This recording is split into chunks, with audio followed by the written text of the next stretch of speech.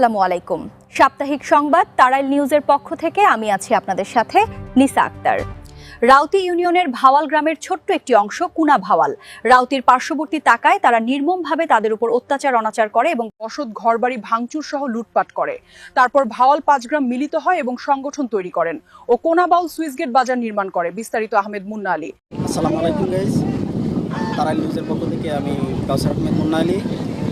তো আজকে আপনাদের সামনে আসছি হলো একটি বাজার উদ্বোধন হচ্ছে বা বাজার নির্মাণ করা হচ্ছে। এমন একটি বিষয় আমি কখনো দেখি নাই যে বাজার হঠাৎ করে উদ্বোধন করা হচ্ছে। এর পিছনে বহু তথ্য আছে, যে তথ্যগুলো হচ্ছে রাউতি কোনাবাওয়াল পার্শ্ববর্তী গ্রাম, সেই গ্রামে হঠাৎ করে একটি দাঙ্গা হাঙ্গামা হয়ে যাওয়ার কারণে কোনাবাওয়ালের জনগণরা রাউতি বাজারকে বয়কট করে এবং তারা অতি দ্রুত তাদের একটি বাজার নির্মাণ করার চিন্তা ভাবনা নেয়। তো আমরা এই জায়গা বাজার নেওয়ার হঠাৎ করে সিদ্ধান্ত হইলো। আমাদের পার্শ্ববর্তী একটা গ্রাম আছে, অনেক বড় গ্রাম রাউতি, তাদের সাথে বাজার আসছিল। এই জায়গায় যাওয়া আসা করাতে আমাদের সাথে অনেক দুর্ব্যবহার করতো। এই দুর্ব্যবহার আমরা সহ্য না করতে করতে এখন আর পারি না। এখন সিদ্ধান্ত নিছি নিজের গ্রামে নিজেই বাজার দিব। গ্রামের নাম হলো কোনাবাউল। এই যে জায়গা বাজার হইতেছে এই জায়গার নাম হইতে আপনার সুইট গেট। একটা উপভোগ করা হবে যে আজকে কোনাবাউল সুইট গেট মুড়ে নতুন একটি বাজার হইতে যাচ্ছে। সকলকে দাওয়াত রইল, আপনারা সবাই এই জায়গায় আসবেন। বেন্যা বাজার 8টার থেকে 11টা পর্যন্ত, 6টার থেকে 11টা পর্যন্ত আপনার বেন্যা বাজার।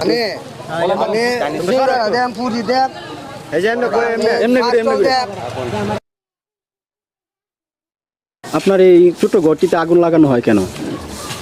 আগুন লাগানো হয় এই যে ছেড়াই যে দৌড়াই আনছে, আমরা বাড়ি রুখে আনছে, ছেলেটারা বাইর করিয়া দেই না দেখিয়া হেরা মারতো। এরপরে তাড়াতাড়ি সে আগুন লাগাই দিছে। আমি চিল্লাইতাছি, আমার জামা টামা মেক্সি সব টাইনা চিড়া যাইছে। দেখি তো আপনার মানে কি কি হয়েছে বিষয়গুলো আপনি বিস্তারিত একটু দেখান তো। এই যে এই ঘরটাকে আগে ভাঙা ছিল নাকি? না ভাঙা ছিল না। এই যে আমার এখানে বেড়া টেরা সব চুড়াই আছে।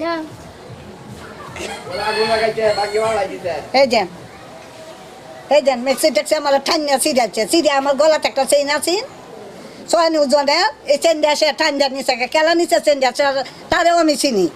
আচ্ছা আচ্ছা, তাহলে এই দুর্বৃত্তকারীরা তাদের বাড়ি কোথায়? বাড়ি রাউতি। আচ্ছা, কই যাই পরে দিছে দৌড়। এই যে ঘর লুটপাট করে আমার ঘরের যা আছে সব সারা লয়ে গেছে গা। আইসা না হলো 50 জন এই এলাকাটা ঢুকছে আয়া।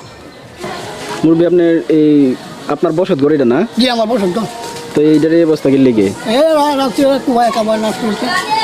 হঠাৎ করে কেন কুবানির সিদ্ধান্ত নিল? ছেলেটা যখন আমাদের বাড়িটা সে বুঝছে, তখনই আমার এক নাতি আছে, আমি গল্প শুয়েছিলাম।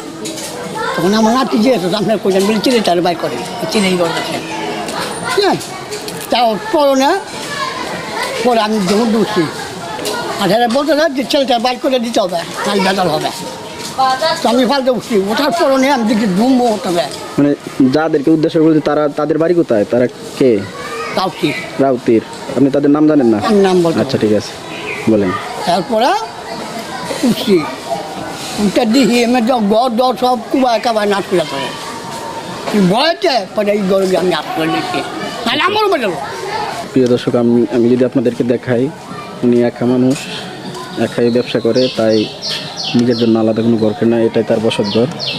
দেখা যাচ্ছে এখানে একটি চৌকি আছে এবং কম্বল বালিশ সব কিছুই রয়েছে। কি অস্ত্র ছিল? অস্ত্র ছিল। আচ্ছা, কি কি অস্ত্র ছিল? যেমন যেমন রাংডাব লয়ে আছে, ইয়ে লয়ে আছে, সাপড় লয়ে আছে, ডাউ লয়ে আছে, আক্রমণ করছে সব বাতি। তখন আপনি শুয়েছিলেন নাকি? শুয়েছিলাম। আচ্ছা, এদিকে দেখুন তারা যখন এই রাস্তা দিয়ে যায় তখন আবার এই ঘরে আক্রমণ করার চেষ্টা করছিল। তখন তারা বিনীত অনুরোধ করার কারণে তারা হয়তো তাদের হাত থেকে বেঁচে যায়।